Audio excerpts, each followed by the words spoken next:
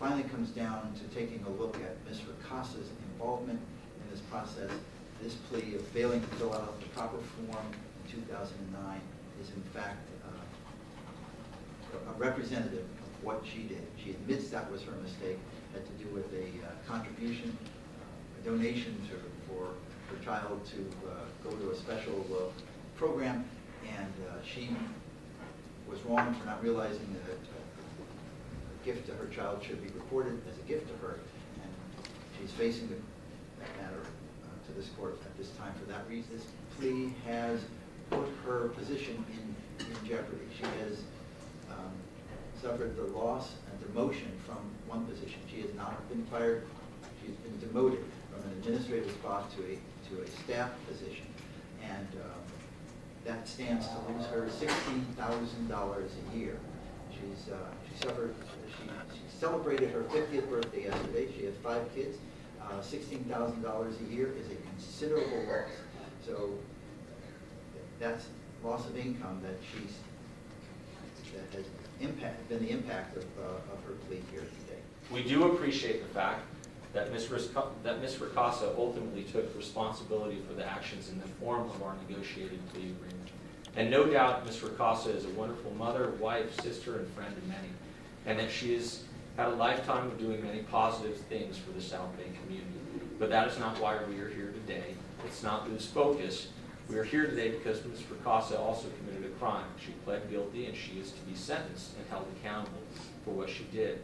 This court should consider imposing a higher fine because Ms. Ricasa was involved from the beginning, and she accepted dinners, donations, and benefits to her family, and continued to ask for benefits from the deep-pocketed vendors like Renee Flores of SGI for several years, during which time she periodically voted on lucrative contracts that benefited her supporters.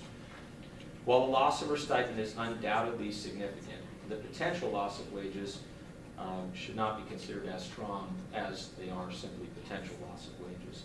But the cost to the community of her actions should be considered, we think. I'm ready to sentence. All right, thank you. All right, the imposition of sentence will be suspended for a period of 33 months, and probation will terminate on December 18th, 2016. I have carefully considered the appropriate fine and what the appropriate fine should be for those who've pled in this matter to misdemeanors.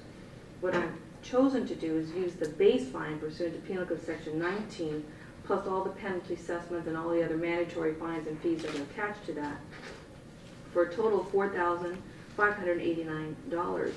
I am applying that fine to all of her co-defendants who have also pled to misdemeanors. Frankly, I see no reason to treat her any differently.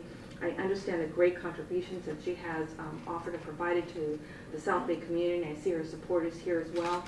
She's suffered, and I'm hearing from you, significant collateral consequences, and I'm hearing that you're not here for every sentence that I do with other co-defendants and other pleas that I take. And there are others who are also suffering significant collateral consequences for being involved in the situation and resolving it as well.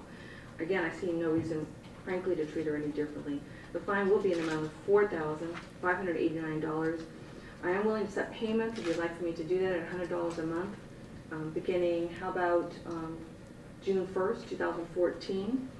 I'm also going to order 80 hours of community service, and that's going to be due no later than October 1st, 2014. It can be due at the counter. It doesn't have to be provided in the courtroom. October 1st, 2014.